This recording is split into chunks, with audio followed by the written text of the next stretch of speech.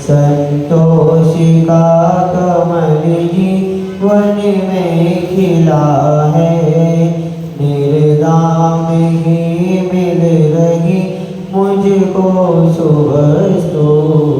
मैं बार बार करता गुरु को नमोस्तु, मैं बार बार करता गुरु को नमोस्तु, मैं बार बार करता गुरु को नमोस्तु। जय बोलो अनंतानंद चित्त परमेश्वरी भगवान की, आदि प्रभु आदिनाथ भगवान की पूरी चेतना के साथ जयकारा लगाएं। चिंतामणि पार्श्वनाथ भगवान की, संत शिरोमणि आचार्य भगवान विद्यासागर जी महामुनि राज की, उत्तम संयम धर्म की, 10 लक्षण महापर्व की।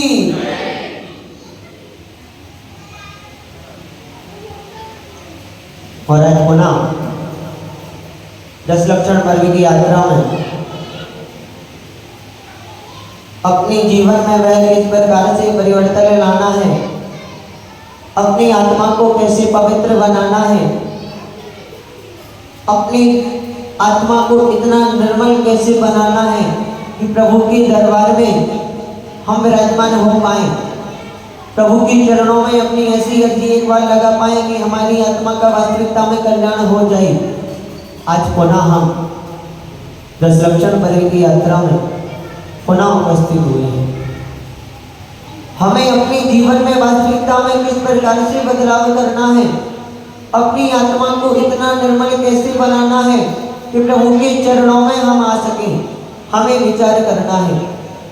वास्तविकता में अगर हमें धर्म को अंगीकार करना है, धर्म के आचरणों को अपने जीवन में धारण करना है, तो अपने वह आत्मा को परमात्मा के निकट पहुंचाने के लिए हमें पुनः वह 10 लक्षण रूपी यात्रा में हम सभी 6वें दिन आज उत्तम संयम धर्म का दिन है, पुनः हम विराजमान हैं। और मात्र एक ही लक्ष्य लेके, एक ही उद्देश्य हमारा है कि किस प्रकार से अपनी आत्मा को बदले, अपनी आत्मा में किस प्रकार से पवित्रता लाएं, इतनी निर्मलता कैसे लाएं, धर्म को अपने जीवन में गृहस्थ अवस्था में रहते हुए कैसे धारण करें।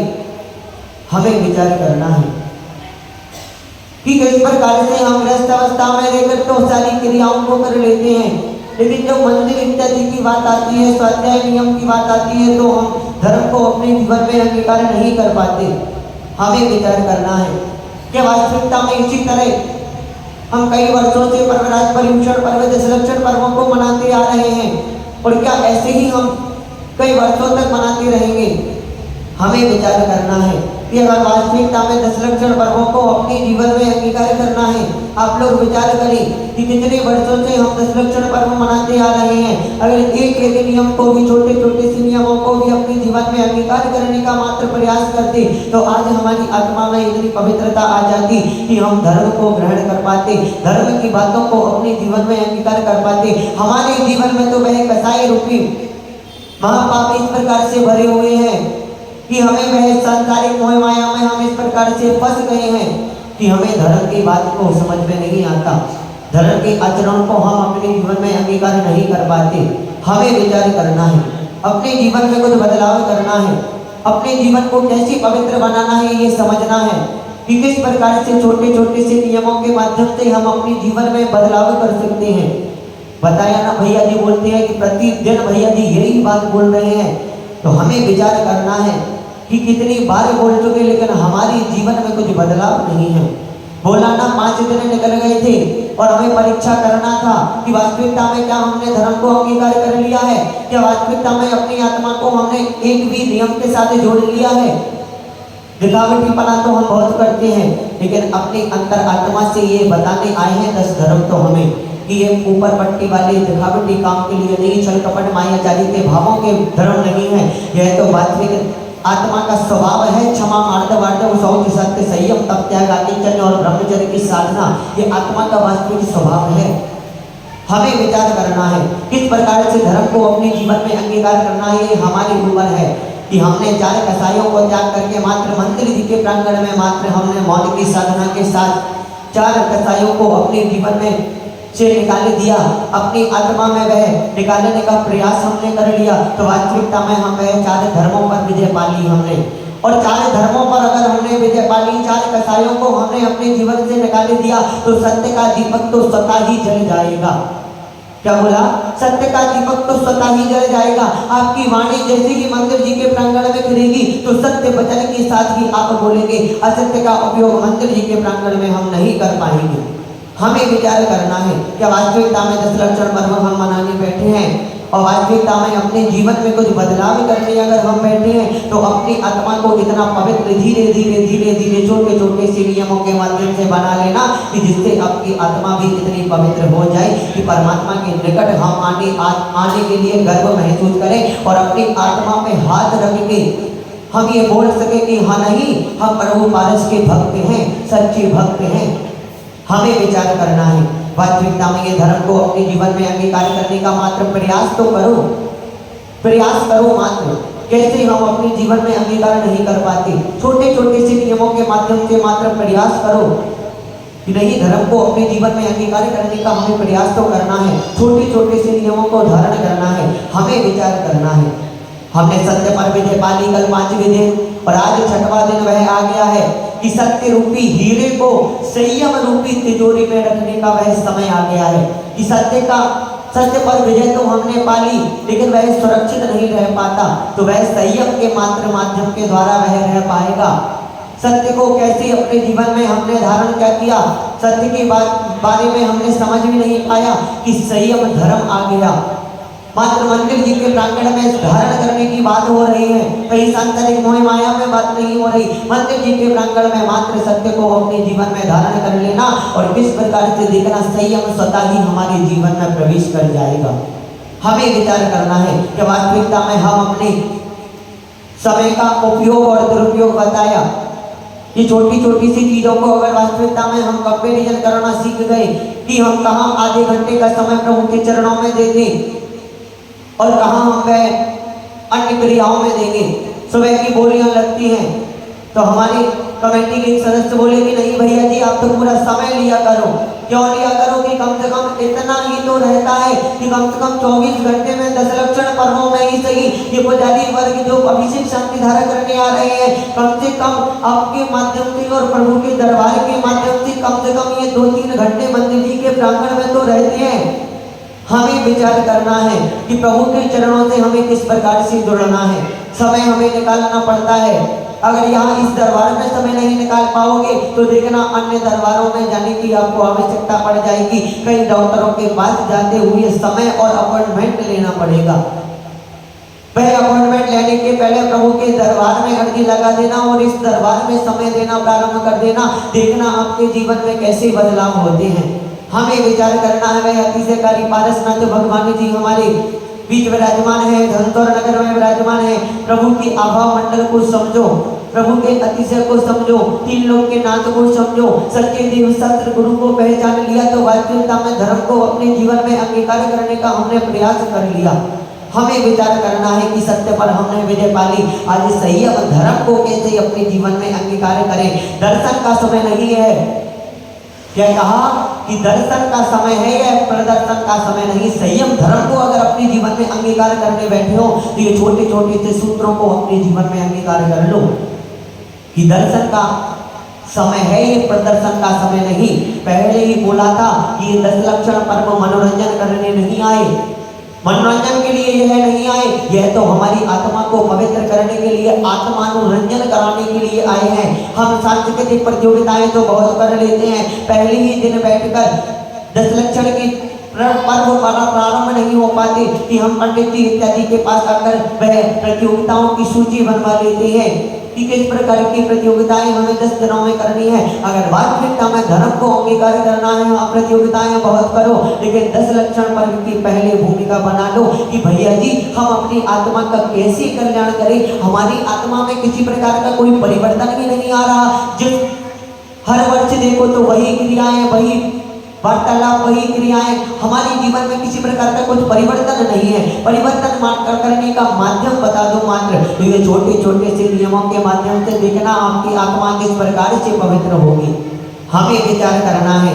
संयम का धर्म है आज, और आचार्यों ने कहा है कि इंद्रिय निरोधा संयमा, तत्पाठ सूत्र में वह है इंद्रिय निरोधा संयमा, अर्थात इंद्रियों में जिसने विजय प्राप्त कर ली, इंद्रियों को जिसने बस में कर लिया, वह वास्तविकता में संयम धर्म को समझ जाएगा, धीरे धीरे समझने का और धारण करने का प्रयास कर लेगा।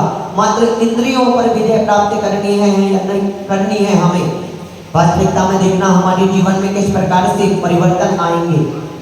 संयम की तो वह इतनी आवश्यकता है कि किस प्रकार से देखो, वह हाथी होता है तो उसको भी अंकुश की आवश्यकता पड़ती है। अगर अंकुश नहीं होगा तो वह हाथी उत्पात मचाने लगेगा। वह एक विद्यार्थी होता है, अगर वह विद्यार्थी के समक्ष गुरु उपस्थित ना हो तो वह उत्पात मचाने लगता है और वह अध्ययन में अपना समय नहीं दे पाता। उसी प्रकार जब एक माता 9 महीने तक वह तपस्या करती है, इतनी घनघोर तपस्या करने के बाद वह 9 महीने बाद वह बालक को जन्म देती है, उसी प्रकार हमें वह संयम की साधना करनी है, जब भी हमारे जीवन में वह बदलाव आ पाएगा। वास्तविक धर्म है ये आत्मा के धर्म है, जो हमने क्रोध मान माया लोभ विकारी भावों से भर लिए, तो ये धर्म को कहां से स्थान रह पाएगा। हमें विचार करना है कि जिस प्रकार एक म्यान में 2 तलवार नहीं रह सकती, उसी प्रकार हमारी आत्मा में भी अगर हमने बदलाव नहीं किया तो इसी प्रकार के भाव और विकारी भाव और क्रोध मान माया लोभ के साथ हमारा अंतिम मरण ना हो जाए। हमें विचार करना है कि मेरा अंतिम मरण समाधि तेरे दर पर हो। हमें विचार करना है तेरे दर पर जब भी होगा जब हम धर्म का धीरे धीरे आचरण करना प्रारंभ कर दें। दिखावटी काम मत करना, प्रभु के चरणों में हम सभी विराजमान हैं। आज वह वास्तविक अनुशासन का दिन है।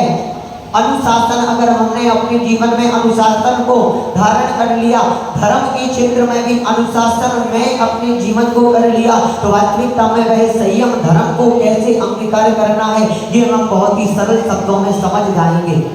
हमें विचार करना है। वह कुलभूषण देशभूषण की कथा तो हम प्रतिदिन और वह विचार कर लेते हैं और हर वर्ष 10 लक्षण पर्वों में सुन लेते हैं, लेकिन अपने जीवन में वह बदलाव नहीं कर पाते।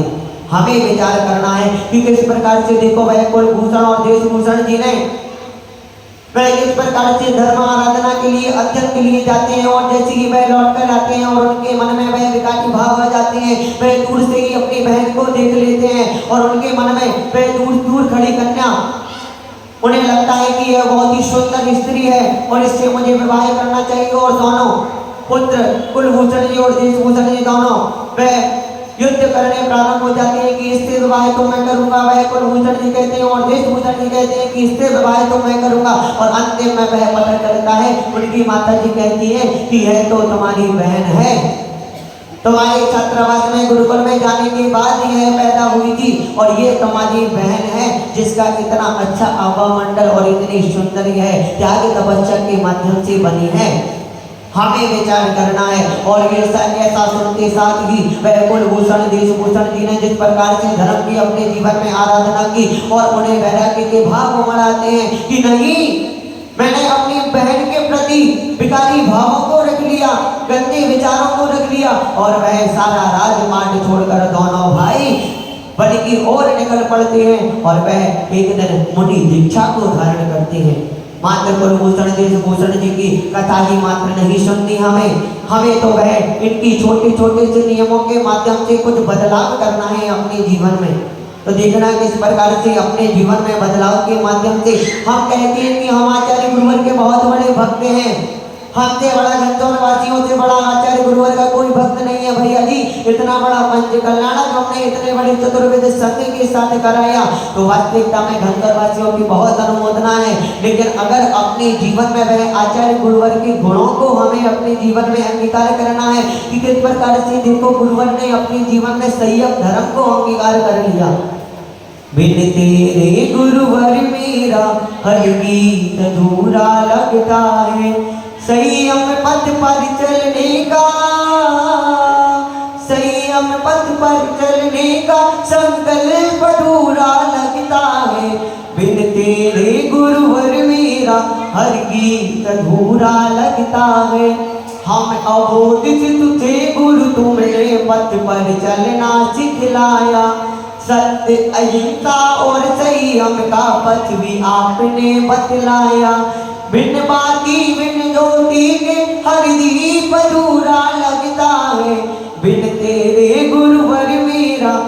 गीत अधूरा लगता है। वास्तविकता में गुरुवर ने हमें सत्य अहिंसा को कैसे अपने जीवन में अंगीकार करना है, संयम के मार्ग पर किस प्रकार चलना है, ये वास्तविकता में गुरुवर के जीवन से वह गुरुवर की चर्या से संयम में रूपी संयम झलकता है। वास्तविक रूप में हमें विचार करना है। वास्तविकता में अगर हम धर्म को अपने जीवन में अंगीकार करने बैठे हैं तो गुरुओं के जीवन से हमें शिक्षा लेनी चाहिए। पंचम योग का ये सौभाग्य है कि हमें ऐसे आचार्य भगवान का सानिध्य मिला। उनके जीवन से भी अगर हम एक गुण भी अपने जीवन में वास्तविकता में अंगीकार कर ले तो हमारी आत्मा परमात्मा के निकट पहुंचने लायक बन जाएगी। हमें विचार करना है अपने जीवन को किस प्रकार से सार्थक बनाना है, अपनी आत्मा को किस प्रकार से इतना निर्मल बना ले कि हम प्रभु के चरणों में अर्जी लगा पाए, प्रभु के निकट आ पाए। गुरुवर की जीवन से शिक्षा ले लेना कि किस प्रकार से उन्होंने अपने जीवन में संयम तप को धारण किया। वह नन्हा सा बालक विद्याधर, देखना किस प्रकार से उसके जीवन में वह बचपन के उम्र से ही किस प्रकार के भावों को उसने अपने जीवन में सजोया कि एक व्यक्ति जब विद्याधर जी से नन्हे से बालक से पूछता है कि यहाँ से मंदिर ही कितनी दूर है, तो आचार्य गुरुवर नन्हे से बालक विद्याधर जी का क्या जवाब था सुनिए। किस प्रकार से उन्होंने अपने जीवन में संयम धर्म को धारण किया।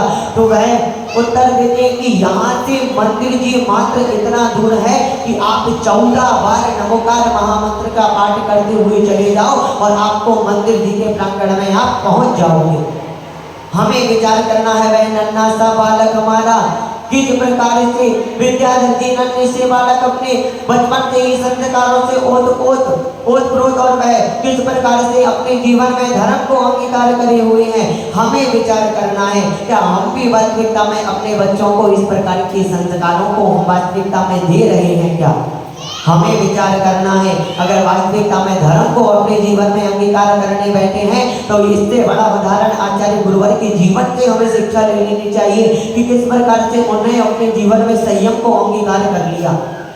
अपनी वास्तविकता में अगर जीवन में वह धर्म के आचरण को रखना है तो परमात्मा के निकट किसी दिखावटी के साथ मत आना, प्रभु के चरणों में अर्जी लगाओ। तो आज वह सुगंध दशमी महाव्रत का आज अवसर है। 9वीं और 10वीं दोनों तिथियां साथ थी आज, और वह सुगंध दशमी व्रत का आज वह सुगंध दशमी व्रत है। माताएं इस व्रत को करती हैं और वह बहुत ही भक्ति भाव के साथ करती है, लेकिन दिखावटी पना मत करना माताओं। मेरा ब्राह्मण निवेदन है कोई भी दिखावटी पना मत करना। प्रभु के चरणों में अगर वास्तविकता में सुगंध दशमी व्रत मनाने हम बैठे हैं तो आत्मा को इतना पवित्र बना लेना। वह धूप दशमी के माध्यम से किस प्रकार से धूप खेते हैं हम, उसी प्रकार से वह देखना मनोरमा रानी की आज आपने कथा पढ़ी है ना, संध्याकालीन आप लोगों ने कथा पढ़ी थी। मनोरमा रानी ने किस प्रकार से अपनी आत्मा को पवित्र कर लिया। हमें भी अपनी आत्मा को इस प्रकार से नहीं कि बेकारी भावों के साथ रखे, वह छल कपट के भावों के साथ रखे, वह बेकारी भावों के साथ अपने कर्मों को रखे। हमें तो इस प्रकार से 2 प्रकार के गृहस्थ अवस्था में रहना है और मनुष्य जीवन का निर्वाह करना है। तो 2 प्रकार के लोगों को बताया गुरु महाराज जी इत्यादि ने, 2 प्रकार के लोग बताया। तीसरे प्रकार के लोग इस संसार में वह या तो नपुंसक है यहाँ पर या उनका कोई इस संसार में रहने का महत्व नहीं है। पहला व्यक्ति तो वह है जो अपने जीवन में संयम व्रत नियम को धारण कर ले। जिस प्रकार से घंटोर के हमारे नगर गौरव वह अभिषेक भैया, देखो किस प्रकार से वह तालियां बजाते एक बार अभिषेक भैया के लिए, बहुत अच्छे भाव हैं उनके। किस प्रकार से वह मार्जन करके जमीन पर बैठती है और किस प्रकार से उन्होंने अपने जीवन में धर्म को अंगीकार कर लिया, गुरुवर के सदन के सानिध्य में चले गए और उनके जीवन में बदलाव हो गया। एक तो वह होते हैं जो अपने जीवन में व्रत नियम संयम को धारण करके या तो ब्रह्मचर्य व्रत की साधना कर ले या मुनि इत्यादि या आलिका माता बन जाए या शादी का आश्रम इत्यादि में जाकर धर्म आराधना करे। और दूसरा एक वह व्यक्ति होता है जो विवाह इत्यादि करके चक्रवर्ती विवाह इत्यादि करके धर्म के साथ अपने जीवन का निर्वाह करता है और कुल की परंपरा को बनाने के लिए वह अपने कुल की परंपरा को बनाए रखने के लिए धर्म को आगे बढ़ाने के लिए अपनी क्रियाओं को करता है। हमें विचार करना है। तीसरा इस संसार में कोई व्यक्ति नहीं है, कोई वह बोलते हैं कि नहीं भैया जी हम तो अकेले अच्छे हैं, क्या बोला? कोई कोई बोलते हैं कि नहीं हम तो अकेले अच्छे हैं, घर पर रह रहे हैं। तो ऐसा व्यक्ति, गुरुवर ने ऐसे व्यक्तियों को बहुत ही नीच गति का बताया है कि उनकी गति अच्छी नहीं होती। दो प्रकार के लोगों को बताया, या तो व्रत नियम संयमों को धारण करके और मुनि इत्यादि बन के, या व्रत नियम 1 2 3 4 प्रतिमाओं को धारण करके धर्म आराधना करो, या फिर विवाह इत्यादि करके कुल का आगे बढ़ाने का निर्वहन करो। हमें विचार करना है अपने जीवन में किस प्रकार से अपने जीवन को सार्थक बनाना है। छोटे छोटे से नियमों के माध्यम से हम क्या संयम धर्म को समझेंगे, हम क्या सत्य धर्म को समझेंगे, हमें इतना विवेक नहीं है। हमें विचार करना है कि सूतक पातक का हमें किस प्रकार से विवेक रखना है कि ये छोटी छोटी सी बातों को भी हमें समझाना पड़ेगा। बताओ, बताना पड़ेगा क्या? जिनवाणी माता में किस प्रकार से हम 24-24 पूजाएं कर लेते हैं। जिनवाणी मातेश्वरी में ये बात का पूरा सूतक पातक का वर्णन बताया जाता है कि किस प्रकार से बच्चे होते हैं तो उसके कितने जनों का सूतक होता है। कोई हमारे घर में गमी हो जाती है, एक तो किस प्रकार का सूतक होता है। हमें विचार करना है कि 1 पीढ़ी का, 2 पीढ़ी का, 3 पीढ़ी का सब हमारे बीच उपस्थित है। उपयोग और दुरुपयोग बताया। कोई व्यक्ति सूतक पातक के समय में भी मंदिर जी में आ जाते हैं, लेकिन किसी से बैर विरोध के भाव से ये भावों को नहीं रखता। अगर वास्तविकता में धर्म को अपने जीवन में अंगीकार करने बैठे हो तो वास्तविकता में हाँ मान लेना कि मेरे से गलती हो गई, हाथ रख लेना कि हाँ मेरे से गलती हो गई, आगे से मैं ध्यान रखूंगा, आगे से मैं ध्यान रखूंगी, अपने जीवन को बदलाव करूंगी। आपके सूतक पातक के दिनों में मंदिर जी में आकर अन्य लोगों से आप छिड़ जाते हैं या वार्तालाप करते हैं तो मंदिर की वर्गणाएं और जो व्यक्तियों से आप छिड़ गए या फिर क्रियाओं को आपने कर लिया तो उनके भावों में भी वह विकार बना आ जाता है। हमें विचार करना है, ये सूतक पातक का इतना विवेक रखना चाहिए। और अगर नहीं है तो मैंने बताया ना, और उसकी पूरी क्रियाएं आप लोगों के बीच रख दूंगा कि इस प्रकार से रुद्रसागर जी महाराज जी की शंका समाधान में जिज्ञासा वास्तविकता में बताना। रुद्रसागर जी महाराज जी को तो मानने वाले हैं ना आप सभी, है कि नहीं? सिर ला दो। जिज्ञासा समाधान में किस प्रकार से वे छोटी छोटी सी शंकाओं का समाधान कर देते हैं। ये छोटी छोटी सी बातें ही गुरुवर बताते हैं कि सूतक पातक में कितने दिनों का सूतक लगता है, कितने दिनों में हमें मंदिर जी में प्रवेश करना चाहिए, किस प्रकार की क्रियाओं को करना चाहिए। छोटी छोटी सी शंकाओं का हमारा समाधान होते चला जाता है। हमें विचार करना है बंधुओं, किसी से बैर विरोध के भावों से ये बात नहीं लग रहा। ये जनवाणी माता में ये बातों का वर्णन है, गुरु महाराज इत्यादि ने हमें सिखाया है और वही बातों को आपके समक्ष परोस रहा हूँ। हमें विचार करना है अपने जीवन में वास्तविकता में बदलाव कर लेना। तो देखना किस प्रकार से वह अमरचंद दीवान की कथा जब सुनते हैं तो वह बताने का मन करता है कि उन्होंने किस प्रकार से अपने जीवन में नियमों को अंगीकार कर लिया, किस प्रकार से उन्होंने अपने जीवन में बदलाव कर दिया अमरचंद दीवान ने।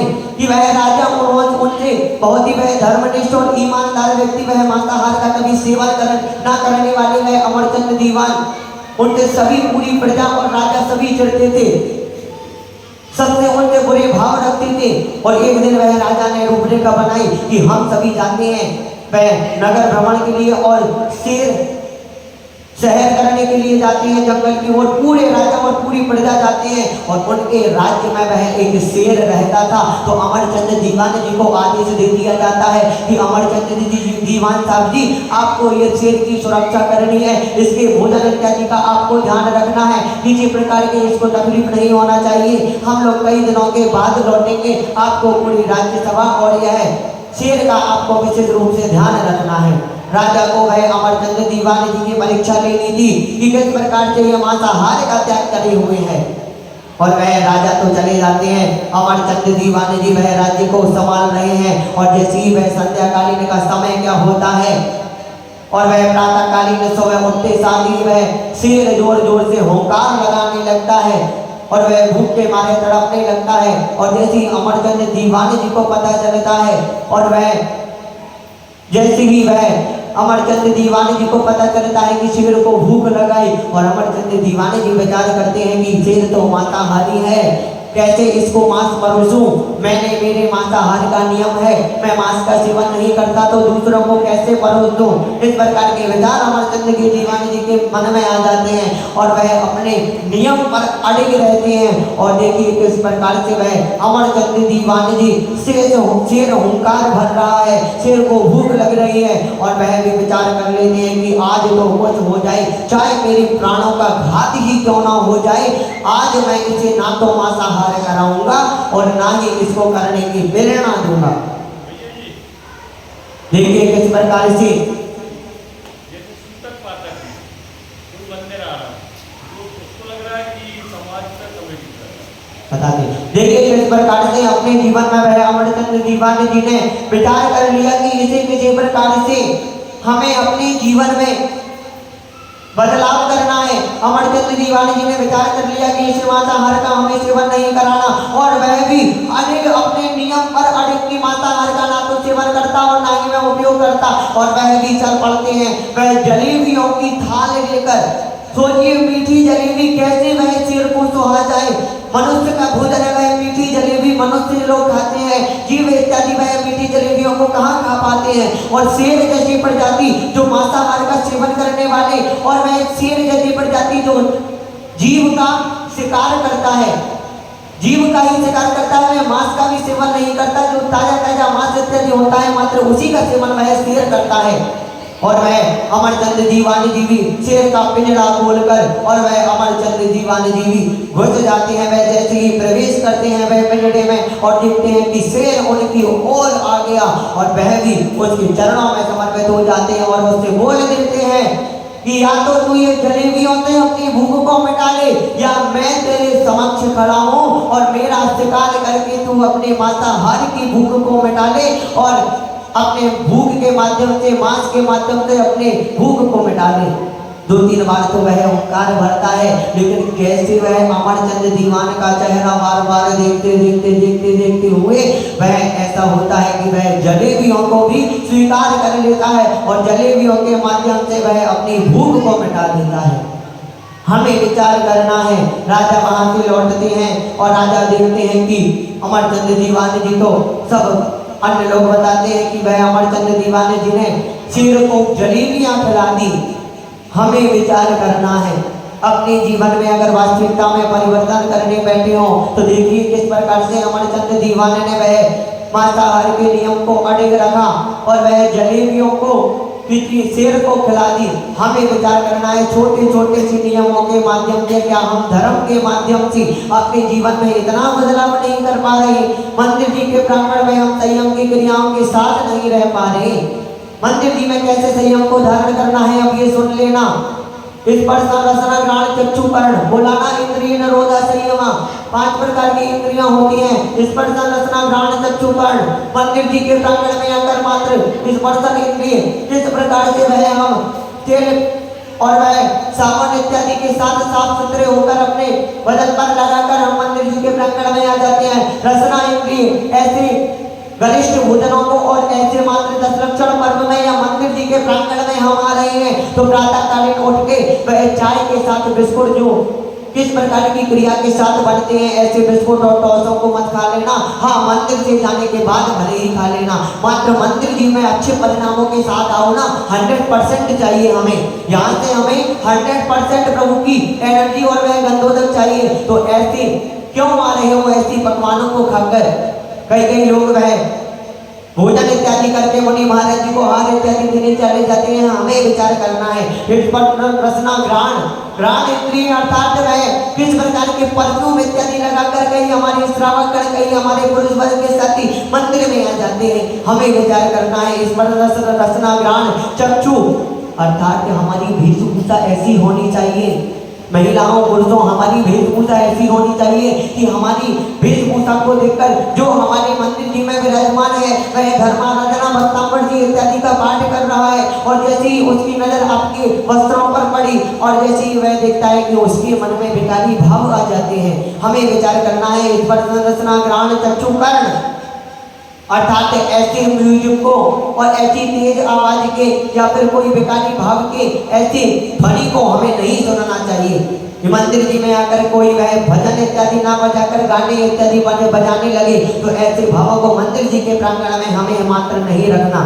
हमारे अध्यक्ष साहब जी और कमेटी के मन में ये विचार आया, वैसे मेरा बोलने का मन नहीं था इस विषय पर, लेकिन जब हमारे अध्यक्ष साहब जी ने और कमेटी के लोगों ने बोला तो मैं इस विषय पर बोलूंगा कि मुनि मंगोल सदा सागर जी महाराज जी ने बताया है, बहुत गहराई के साथ बताया है। उन्होंने कई बार अपने प्रवचनों में इस प्रकार के बोला ना गुरुवर के तक का समाधान से से हम शिक्षा ले लेंगे। अगर प्रतिदिन 6 बजे से 7 बजे तक छोटे छोटे सी यही चीजें बताते हैं अध्यक्ष साहब जी, वह छोटी छोटी सी चीजें, यही शंकाओं का समाधान होता है वहां पर।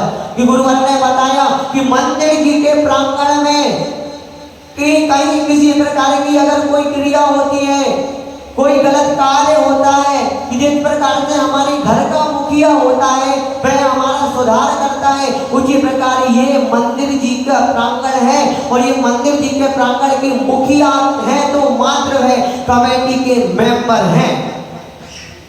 और अगर सुन लो, अब बार बार इस विषय पर हमारी चर्चा नहीं होगी, क्योंकि हमारी समाज में भी किसी प्रकार की विकृत भाव आ जाती है। फिर कि कमेटी के मेंबरों के विषय में बताया उन्होंने कि अगर मंदिर जी के प्रांगण में किसी प्रकार की कोई गलत क्रिया हो रही है तो उसका एक अंश पाप भी कमेटी के मेंबरों को लगता है और लगता ही है।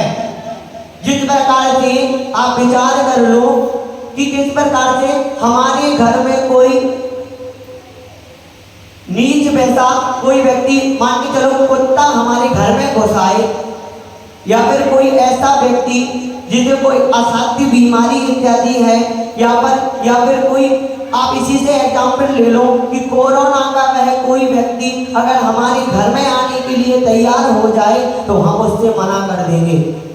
क्यों मना कर देंगे? कि हमें भी ऐसी बीमारी इत्यादि ना हो जाए। इसी प्रकार सुनो कि अगर हम घर में अपने किसी को भी अन्य व्यक्ति को आने के लिए प्रवेश नहीं देते, उसकी पूरी जांच पड़ताल कर लेते हैं, इसके बाद आने के लिए हम प्रवेश देते हैं, उसी प्रकार मंदिर जी के प्रांगण में भी किसी भी प्रकार की अच्छी या बुरी अगर कोई क्रियाएं या कोई ऐसे भावों के साथ या सूतक पातक का अपना नियम ना रखकर मंदिर जी में आ रहा है तो इसका एक अंश पाप भी कमेटी के मेंबरों को लगता है। हमें विचार करना है कि गुरुवर ने किस प्रकार से संदेश दे दिया, वह स्वयं तो यह बताएंगे नहीं, वह अपने प्रवचनों के माध्यम से बता देते हैं कि किस प्रकार की क्रियाओं को करना है। उन्होंने तो इतना भी कहा कि अगर आप कमेटी में बैठे हो तो प्रभु के चरणों में आपको समय देना पड़ेगा। अगर आपने समय नहीं दिया, और ये कमेटी के जो कर्तव्य होते हैं कि किस प्रकार से दान पुण्य इत्यादि समाज के लोगों को साथ में लेकर हमें कराना है, अगर इस प्रकार की क्रियाओं को कमेटी के मेंबरों ने नहीं किया तो वह उसका पूरा का पूरा पाप हमारे कमेटी के मेंबरों को भी लगता है। ऐसा नहीं कि मात्र पद पर बैठ गए। जिस प्रकार से हमारे घर में कोई कमी हो जाती है और वह कमी होने के बाद हमारे घर का मुखिया वह अन्य छोटे लोगों को वह पगड़ी रस्म होती है, पगड़ी रस्म कि अब ये हमारे घर का मुखिया है, होती है कि नहीं? घनसौर में पगड़ी रस्म होती है, तीसरे दिन या 13 दिन के बाद वह पगड़ी रस्म होती है कि ये हमारे घर का मुखिया अब पुनः नियुक्त कर दिया गया है। उसी प्रकार हमारी कमेटी का भी रहता है कि ये आपका घर है ये आपका। सुबह शाम आपको मंदिर की क्रियाओं का ध्यान रखना है कि किस प्रकार से मंदिर जी में कौन कैसे भावों के साथ और किस प्रकार के वस्त्र इत्यादि भी और किस प्रकार के सूचक पातक तक तो विचार हम कम से कम रख सकते हैं। क्यों विचार करना कि हमारी इससे बुराई हो जाएगी, उससे बुराई हो जाएगी। घर में कभी करते हैं क्या ऐसा कि हमारे छोटे से घर में कभी करते हैं क्या अध्यक्ष साहब जी कि अमन कोई गलती कर दे और अमन को हम डांट ना लगाएं? कभी नहीं किया हमने ऐसा। कहीं हमारा कोई बच्चा अगर गलती करता है तो हम उसे डांट लगाते हैं, भले ही बुराई हो जाए हमारी। उसी प्रकार ये दरबार भी हमारा सच्चा दरबार है, ये कमेटी के मेंबरों का हमारा घर है। अगर इसमें भी कोई गलत क्रिया होती है तो कमेटी के मेंबरों को आगे आकर, ऐसा नहीं कि पीछे हट जाए, बुराई हो जाए तो हो जाए। प्रभु के दरबार की मर्यादा को बनाए रखो। ये 3 लोक के नाथ का दरबार है, अतिशयकारी पारसनाथ भगवान जी विराजमान है। हमें विचार करना है कि किस प्रकार से सूतक पातक के साथ हम मंदिर जी में आ जाते हैं। 3 दिन अब 4 दिन मंदिर जी नहीं आओगे तो क्या हो जाएगा? आप बताओ क्या हो जाएगा? आप मंदिर जी में तो आ रहे हो अच्छे भावों के साथ, लेकिन आपको पाप बंध का कारण हो रहा है। विचार कर लेना। जिनवानी माता में ये बात आई है, हम कह देते हैं कि भैया जी 3 पीढ़ी और 4 पीढ़ी और 5 पीढ़ी नहीं, सूतक है तो है, सूतक है तो है। जैसा जिस प्रकार की पीढ़ी का माना जाता है, वर्णन है हमारा कि किस प्रकार से हम क्यों नहीं पढ़ते इस विषय को भी मंदिर जी के प्रांगण में आ रहे हैं, क्यों नहीं पढ़ रहे हैं इस विषय को। किस प्रकार से शादी इत्यादि की तैयारी करते हैं तो हम रूपरेखा बना लेते हैं, उसी प्रकार मंदिर जी में भी आते हैं तो रूपरेखा बनाओ ना कि हमें कब आना है, कब अशुद्धि में आना है कि नहीं आना, किस प्रकार से आना है, कितने दिनों के बाद आना है, हमें विचार करना है। हम तो अच्छे भावों के साथ आते हैं, लेकिन सूतक पातक और अशुद्धि इत्यादि के समय का हमें विशेष ध्यान रखना चाहिए। हमें विचार करना है कि किस प्रकार के भावों को हम लेके आ रहे हैं। हमारे मन में वह बेकारी भाव रहते हैं कि नहीं, हमारे घर में आप विचार करो, हमारे घर में किसी की गमी हुई है और हम मंदिर तो अच्छे भावों के साथ आ रहे हैं, सब बात है, लेकिन हमारे भावों में कहीं ना कहीं तो उस व्यक्ति का चिंतन और मनन चलते रहता है। ये भावों में मंदिर जी की वर्गणाएं बदल जाती हैं। हमें विचार करना है क्या हमारे वह पुण्य कमाने के कारण कई लोगों का भी वह पाप बनने का कारण बन जाता है। और कमेटी के मेंबर तो विशेष रूप से ध्यान रखें इस बात का कि मंदिर जी के प्रांगण में अगर कोई गलत क्रिया हो रही है तो उसका पूरा का पूरा पाप हमारे कमेटी के मेंबरों को लगेगा लगेगा लगेगा। और अगर इसका विश्वास आपको मेरा नहीं हो तो शंका समाधान और जिज्ञासा समाधान में आप शंका डालो कि महाराज जी कमेटी अगर बनी है, अगर हम समाज के अध्यक्ष मंत्री बने हैं तो हमारी क्या कर्तव्य है, क्या कर्तव्य है हमारे, किस प्रकार से हम अपने कर्तव्यों का निर्वहन करें समाज के बीच रहकर। तो गुरुवर देखो किस प्रकार से छोटी छोटी सी बातों को बताकर आपको बताएंगे कि किस प्रकार से कमेटी का निर्वहन करना है। हमें विचार करना है वास्तविकता में धर्म को अपने जीवन में अंगीकार कर लेना, छोटे छोटे से नियमों को अपने जीवन में धारण कर लेना। कई पंडित जी इस विषय पर बोलने में बहुत हिचकिचाते हैं। हमें भी अपने हमारे गुरुवर यही आज्ञा देते हैं कि अगर समाज में कोई क्रिया हो रही है तो वह क्रिया जैसी चल रही है चलने दो, लेकिन मेरे ये भाव नहीं रहते। अगर समाज में छोटे मोटे कमेटी के मेंबरों ने बोला जब कि नहीं भैया जी आप बता दो कि किस प्रकार से सूतक पातक के दिनों में क्या कमेटी के मेंबरों को भी दोष लगता है, तो मेरा विश्वास अगर मेरी वाणी का विश्वास आप लोगों को ना हो तो सुधा सागर जी के जिज्ञासा समाधान में आप ये जिज्ञासा डाल देना और पूरी घंटों वासियों को अगले दिन मैसेज डाल देना मेरे ग्रुप में कि हमारी घंटों वासियों का एक शंका आ रही है, जिज्ञासा आ रही है। अगले दिन सभी 6 से 7 बजे तक वह जिज्ञासा समाधान में बैठे और वह सुने कि किस प्रकार से सूतक पातक की क्रियाओं को करते हैं, किस प्रकार से कमेटी के हमारे हम इस मंदिर के मुखिया हैं, हमारे क्या कर्तव्य है। आप लोग भी सभी समाज के जन सुन लो और अब हम ये क्रियाओं को ही और अपने कर्तव्यों का हम निर्वहन करेंगे। विचार कर लेना किस प्रकार की क्रियाओं को हम मंदिर जी में करवा देते हैं, कमेटी के लोग करवाते हैं, ये ऑब्जेक्शन उठाते हैं तो नहीं होंगी इस प्रकार की क्रियाएं। हमें विचार करना है। हम बुराई के भावों के साथ उनसे मना नहीं कर पाते, अरे भैया जी हमारी बुराई हो जाएगी, हमारी इनसे हमें समाज को लेकर चलना है, क्यों बने थे ये कमेटी के मेंबर। फिर हमें विचार करना है पाप बनने का हम कारण बन रहे हैं। 3 लोग के नाथ का दरबार है, आपके घर की बात नहीं कि 2-4 लोगों को हमें साथ लेकर चलना हो। ये बाबा का दरबार है, यहाँ अच्छे लोगों के बिगड़े काम बन जाते हैं।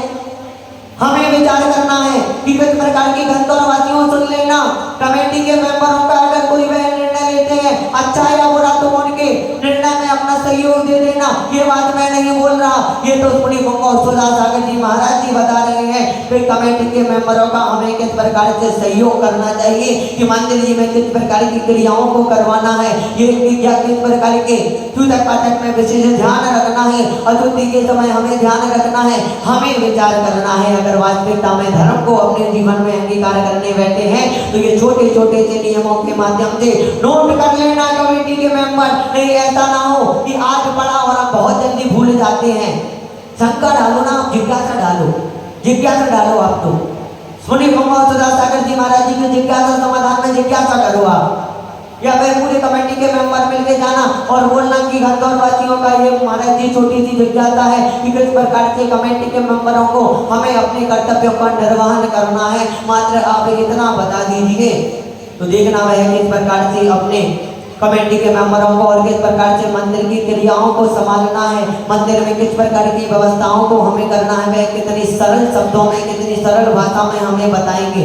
हमें विचार करना है छोटे छोटे से नियमों के माध्यम से अपने जीवन में, जिस प्रकार से अमरचंद जीवन ने, जिस प्रकार से कुलभूषण और देशभूषण थे, जिस प्रकार से इस युग के साक्षात भगवान आचार्य गुरुवर विद्यासागर जी महाराज जी ने अपने जीवन में परिवर्तन कर लिया, सही धर्म को अंगीकार कर लिया, उसी प्रकार से हमें भी अपने जीवन में छोटे छोटे से नियमों के माध्यम से धर्म को अपने जीवन में अंगीकार करने का प्रयास करना है। अगर मेरे माध्यम से ये प्रवचन में कमेटी के मेंबर सुन ले, अध्यक्ष साहब जी सुन ले, अगर मेरे माध्यम से ये बात को कहने में कुछ गलती हो गई हो तो मुझे छोटा समझकर क्षमा करना, आप सभी से निवेदन है। और अगर इसका प्रमाण भी चाहिए तो आप जिज्ञासा डाल देना शंका समाधान में, जिज्ञासा समाधान में, और 6 बजे से 7 बजे तक वो जिज्ञासा का समाधान भी प्राप्त कर लेना। संयम को स्वीकार करो, निज आत्म उद्धार करो, इंद्रिय भोगों में मत कर, मत जीवन बेकार करो, उत्तम संयम ही, ओ उत्तम संयम ही सदगति दिलाए रे, दस लक्षण है प्यारा पर इसे मनाओ रे हो, दस लक्षण है प्यारा पर इसे मनाओ रे। महाराज जी के संग का समाधान सुना था हमने, उसमें महाराज जी ने कहा था प्रक्षाल के विषय में कि हर एक कह रहे एक बार प्रक्षाल हो गया दोबारा नहीं करना चाहिए। हमने उसमें रोक लगाई, लोग मानते हैं उसके लिए क्या करें।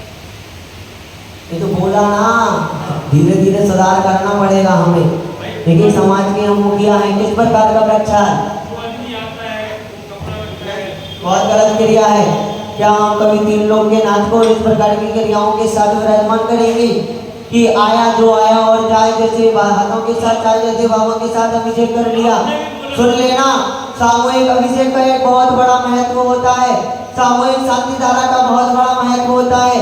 कमेटी के मेंबरों की ये बात को माना करो कि कोई निर्णय अगर वह ले रहे हैं तो गुरुओं की आज्ञा से ही वह निर्णय ले रहे हैं।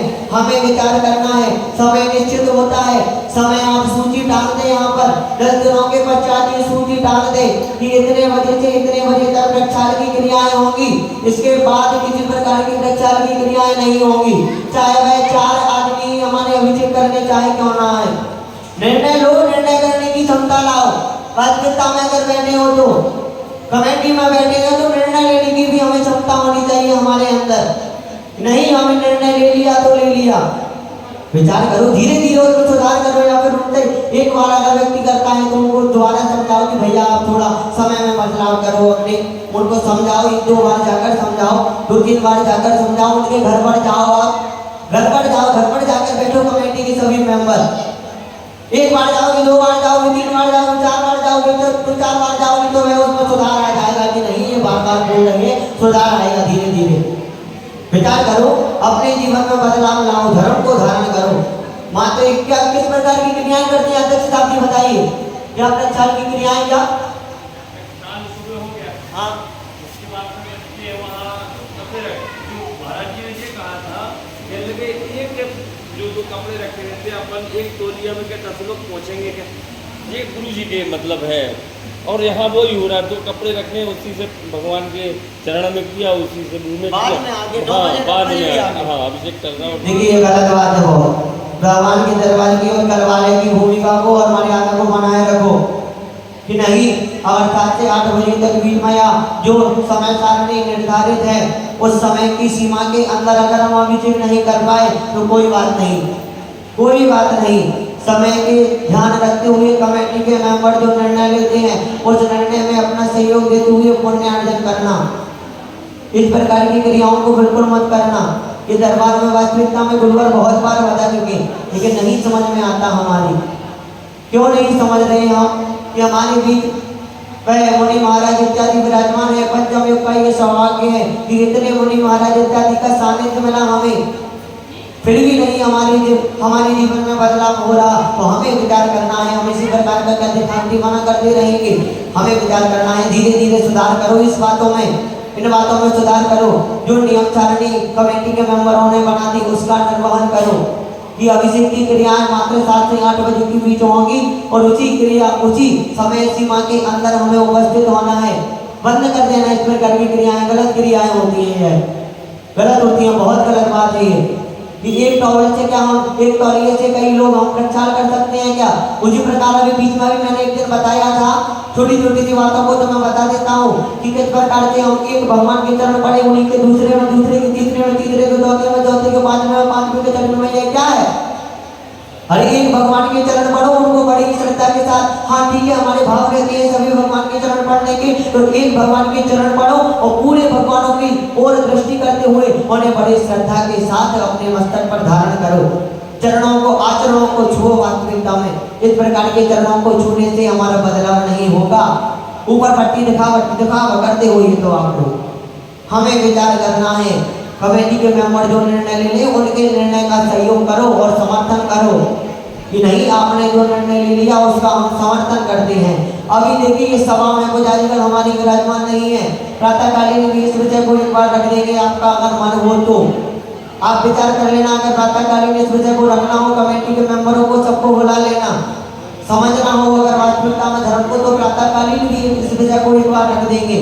अगर फिर भी बदलाव नहीं हुआ तो आप घर घर जाकर भले भी इस विषय में बदलाव हो करना पड़ेगा हमें। 100 घर की समाज है, ज्यादा घर की समाज नहीं है, बदलाव हमें करना है। धीरे धीरे बदलाव होगा और देखना इस प्रकार से ऐसे बदलाव होगा कि इस दरबार का ऐसे अतिशय होगा कि आचार्य गुरुवर चतंग का चातुर्मास घंटोर में होगा। वास्तविकता मानना होगा, हमें विचार करना है छोटी छोटी सी क्रियाओं के माध्यम से कि दरबार का अतिशय ही एक दिन ऐसा आएगा कि गुरुवर घंटोर में जरूर आएंगे। हमारी श्रद्धा में इतनी दम है, हमारी आस्था में इतना समर्पण है गुरु के चरणों में। मात्र छोटी छोटी सी क्रियाओं को ध्यान में रखना है। जो बोलो आदि प्रभु आदिनाथ भगवान की, श्रीवाणी मातेश्वरी की। सभी खड़े हो जाए। यावाणी के गान से सूर्य लो कालो, सोवाणी मस्तक नमो सदादीन हो दो, हे निवाणी तो दो जने जो तेरो शरणागत सो काले सुते, देव वयो अरिहंत को बोल सेवान विगत, दया धर्म पालो सदा, यही मोक्ष का महापन। नौ वर्ण ओंकार महामंत्र का